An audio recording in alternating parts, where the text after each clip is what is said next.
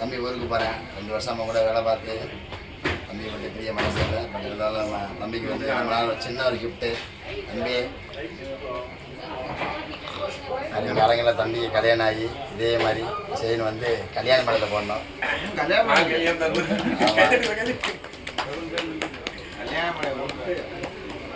தம்பி பிறந்தா தம்பி பிறந்தது கூட போய் தம்பிக்கு நல்லா அட்வான்ஸ் இருக்கிறாள்.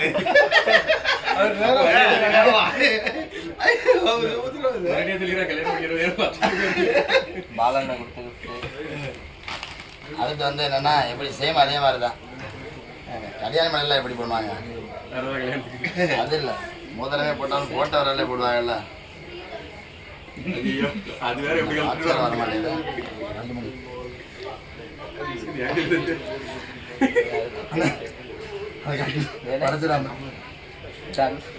அப்புறம் என்ன இக்கடை தூக்கி தம்பி